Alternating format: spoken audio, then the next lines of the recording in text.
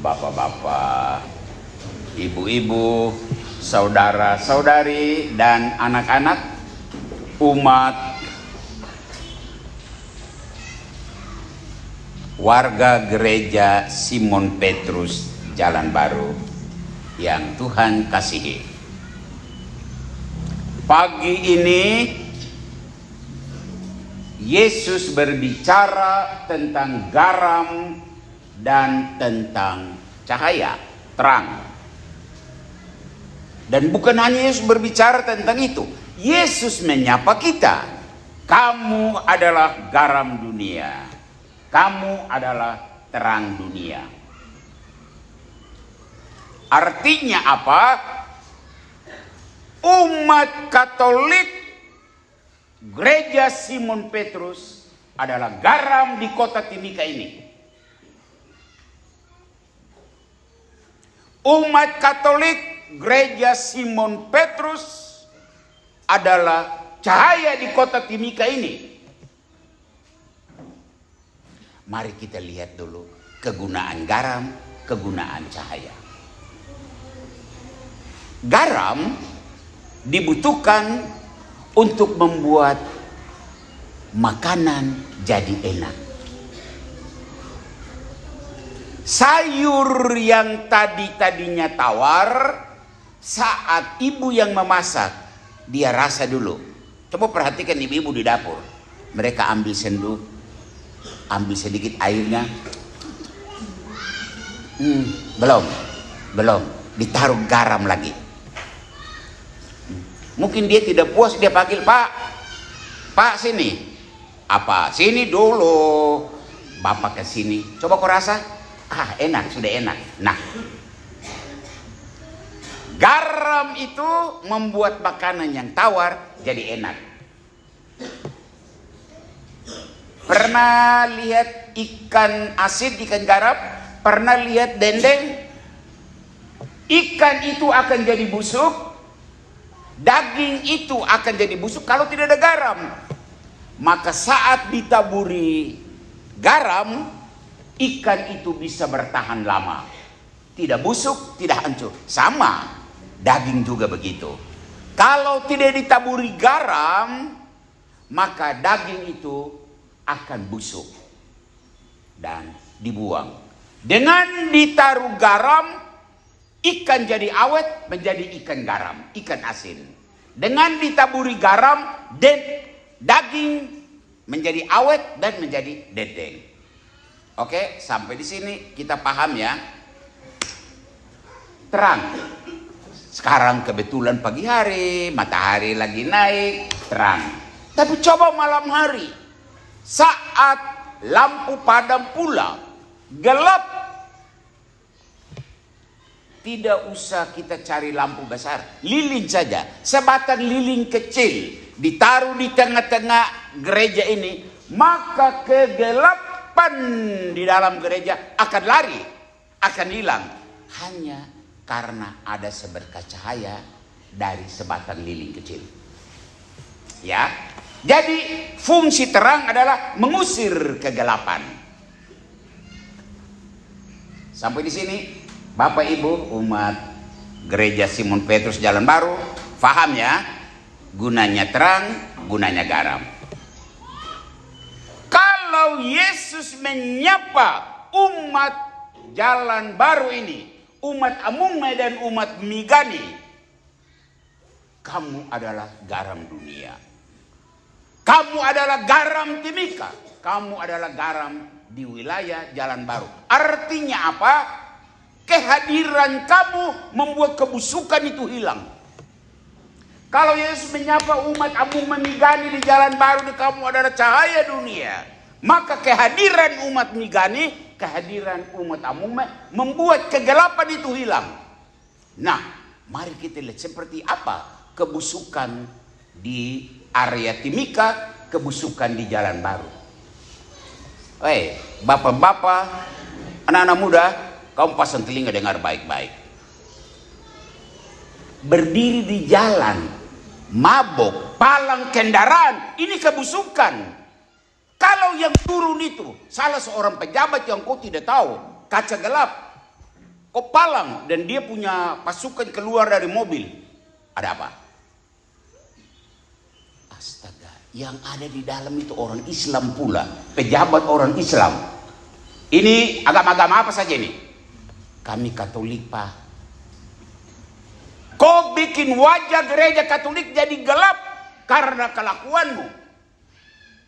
Masa pejabat yang di dalam gereja itu orang Islam pula dan melihat kelakuan-kelakuan orang Katolik, mabuk, kau mabuk masuk di dalam rumah dan tidur.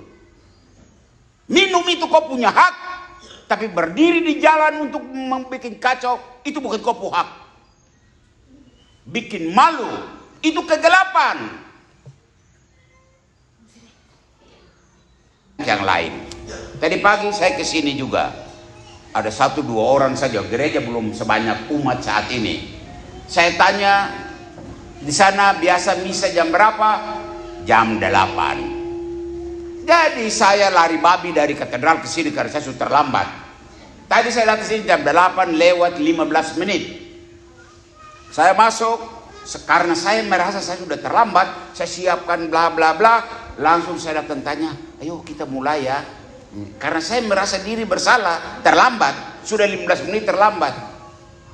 Ternyata umat tidak ada. Jadi kita tadi mulai tanpa lagu pembukaan, tanpa lagu Kyrie, tidak ada lagu Gloria, dan kita jalan. Ini tawar. Ini kondisi situasi tawar. Dibutuhkan garam. Sekali lagi, dibutuhkan garam. Jalan baru membutuhkan terang dan membutuhkan garam. Siapa? Kau. Dia, kita semua. Bapak adalah garam, ibu adalah terang, anak-anak adalah garam dan terang. Kita semua harus hadir sebagai terang dan garam. Ya, sampai di sini harap semua mengerti. Sekarang pastor menyampaikan, silakan jadi garam, silakan jadi cahaya. Tetapi catatan yang pastor mau kasih tahu pagi ini adalah jaga ukuran. Coba bayangkan, ya, pastor kasih contoh lagi. Sayur 1 kuali, ya, 1 kuali. Lalu ibu tadi merasa tawar. Lalu ibu bawa garam. Garam ini 1 loyang ini. Dia bawa datang baru dia tuang. Seluruh loyang itu karena kan garam itu perlu, ya, dan dia tuang. Sesudah itu dia panggil paitua datang, Pak, ini saya sudah taruh garam, coba kau rasa. Astaga, ini makan sayur kah makan garam ini? Terlalu banyak. Jadi garam memang perlu, tapi ukurannya harus pas.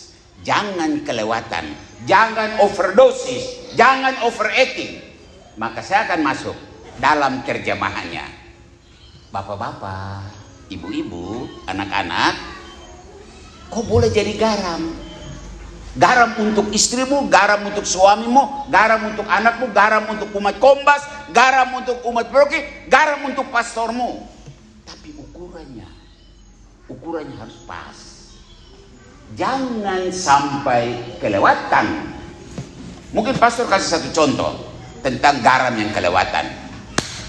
Ada cerita yang beredar bahwa, ya itu Nusa Frater lah pastor.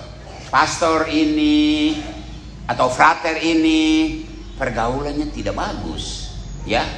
Pergaulannya tidak bagus. Artinya tidak enak toh, umat merasa malu. Karena ada cerita yang berkembang bahwa frater ini, pastor ini bergaul tidak bagus. Masa frater minum mabok? Masa pastor minum mabok? So, itu situasi tawar. Umat hatinya tawar. Malu diceritakan oleh gereja lain. Maka ibu ini mau bertugas sebagai garam. Apa yang dia buat? Pater Amandus minggu lalu dia berkhotbah kami harus garam. Nah pastor itu minum mabuk, saya harus jadi garam. Di depan gereja ini, habis misa orang lagi berdiri jabat tangan dengan pastor, baru ibu datang, pastor, kau minum toh? Kau minum toh? Tidak boleh. Nah, saya pikir pastor itu bisa jantungan itu. dia bisa semaput. Karena di depan begitu banyak orang. Ibu tadi mau berfungsi sebagai garam sudah bagus, tetapi ukurannya kelewatan. Ada bapak ibu yang belum menikah, ya, dan kau tahu itu situasi yang bau tidak enak. Kau berdiri depan gereja, habis misa kau panggil bapak ibu yang belum menikah. Bapak ibu, kamu ini datang sembahyang saya bikin malu, urus pernikahanmu dulu. Dan semua orang dengar. Astaga, bu, bagus, kau sudah menjadi garam, tapi ini garam yang kelewatan, overdosis. Taruh garam silakan, tetapi ukuran harus pas.